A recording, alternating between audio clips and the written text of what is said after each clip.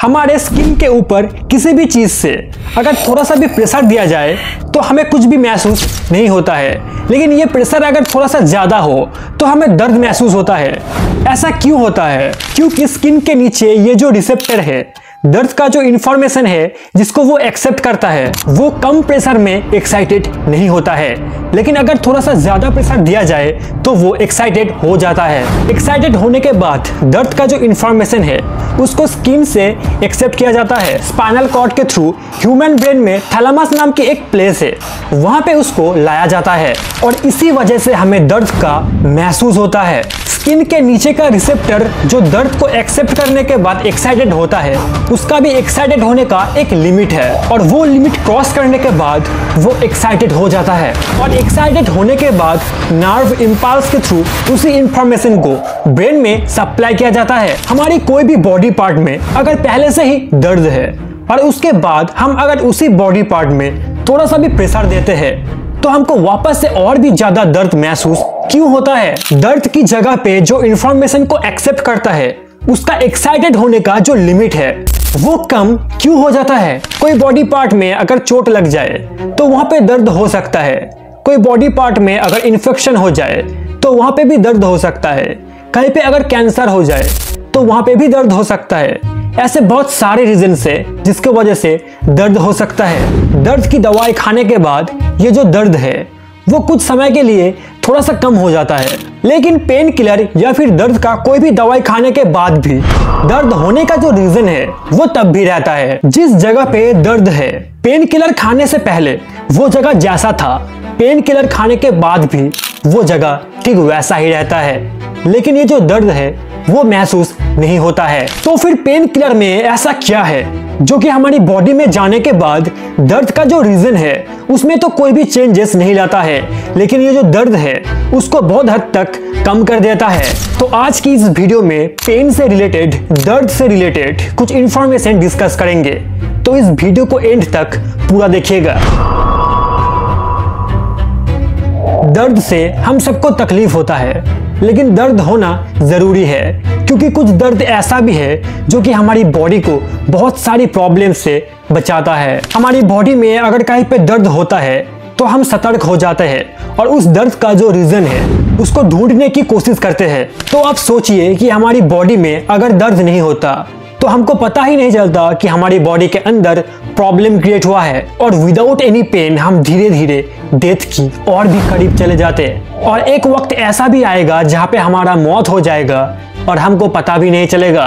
Pen is a great defence mechanism in our body. हमारी जिस body part में चोट लगी है, रिकवर करते वक्त उस बॉडी पार्ट में वापस से चोट ना लगे, वो सेफ रहे, इन सभी चीजों में दर्द बहुत ज्यादा हेल्प करती है।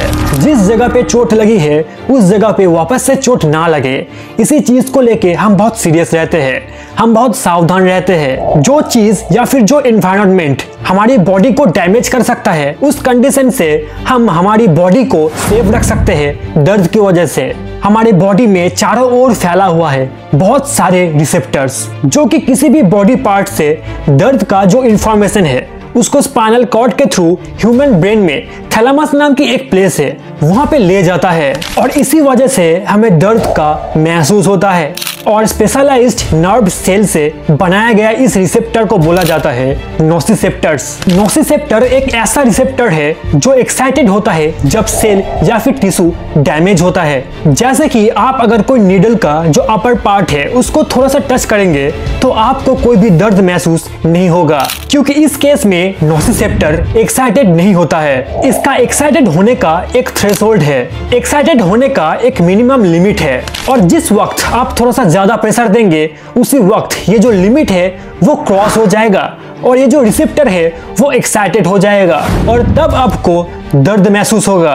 और उस वक्त दर्द का उस इंफॉर्मेशन को कलेक्ट करके नर्व इंपल्स के थ्रू ह्यूमन ब्रेन में सेंड कर देगा। लेकिन नोसिसेप्टर का एक्साइटेड होने का जो मिनिमम लिमिट है वो फिक्स्ड नहीं है। कुछ केमिकल कंपाउंड्स है जो नोसिसेप्टर एक्साइटेड होने का जो मिनिमम लिमिट है उसको कम कर देता है और इन सभी केमिकल्स को हमारी बॉडी में जो टिश्यू या फिर जो सेल्स डैमेज है वहां पे पाया जाता है और इसी वजह से थोड़ी सी टच होने पे ही नोसिसेप्टर एक्साइटेड होके उस दर्द की इंफॉर्मेशन को ब्रेन में सप्लाई करती है। जिस जगह पे चोट लगी है या फिर जिस जगह पे दर्द महसूस होता है उस जगह को सेफ रखने के लिए नोसिसेप्टर्स अपने एक्साइटेड होने का जो लिमिट है उसको कम कर देता है और उसके बाद दर्द को as a security guard use करता है। जब एक सेल डैमेज होता है तब उसका जो सेल मेम्ब्रेन है वो भी डैमेज होता है। तो एक सेल मेम्ब्रेन का चेंज होना क्या एक न्यू बायोकेमिकल रिएक्शन को क्रिएट करता है।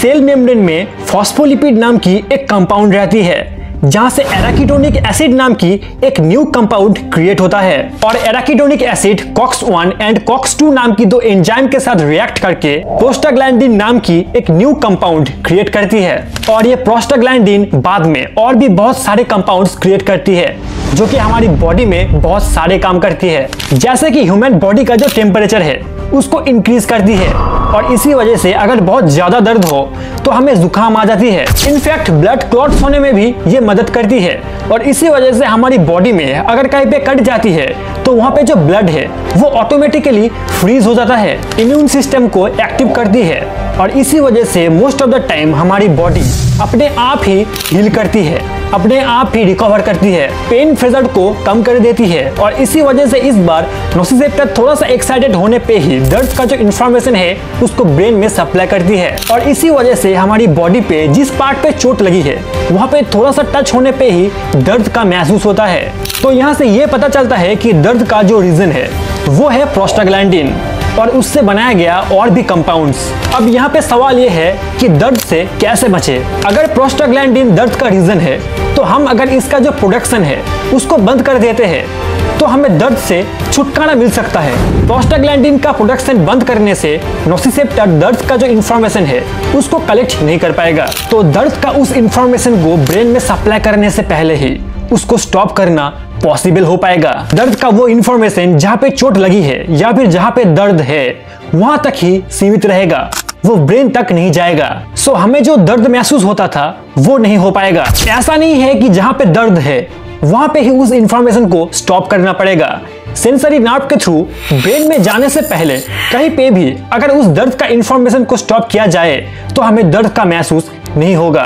तो चलिए अब देखते हैं कि मेडिसिन के थ्रू कैसे इन सभी चीजों को करना पॉसिबल है। वीडियो में पहले ही बताया गया है कि जहाँ पे सेल डैमेज होता है वहां पे एराकिडोनिक एसिड नाम की एक कंपाउंड क्रिएट होता है और ये एसिड COX-1 एंड COX-2 नाम की दो एंजाइम के साथ रिएक्ट करके प्रोस्टाग्लैंडिन नाम की एक कंपाउंड क्रिएट करता है। अब सोचिए कि एक ऐसा मॉलिक्यूल है जिसको एज ए मेडिसिन हम उसको हमारी बॉडी में अप्लाई करते हैं और मेडिसिन की molecules COX-1 and COX-2 enzyme की हर एक मॉलिक्यूल्स को अगर ब्लॉक कर देता है, मतलब जो इस रिएक्शन को कंप्लीट होने में मदद करती है उसको ही अगर हटा दिया जाए तो ये जो रिएक्शन है वो कंप्लीट नहीं हो पाएगा। So arachidonic acid COX-1 and COX-2 enzyme के साथ रिएक्ट नहीं कर पाएगा, सो प्रोस्टाग्लैंडिन भी क्रिएट नहीं हो पाएगा। Non steroidal anti inflammatory drugs मतलब NSAID ग्रुप की जितने भी मेडिसिन है वो हमारी बॉडी में एंटर करके इसी टेक्निक का यूज करके जो दर्द है उसको कम कर देती है, जैसे कि आइबुप्रोफेन,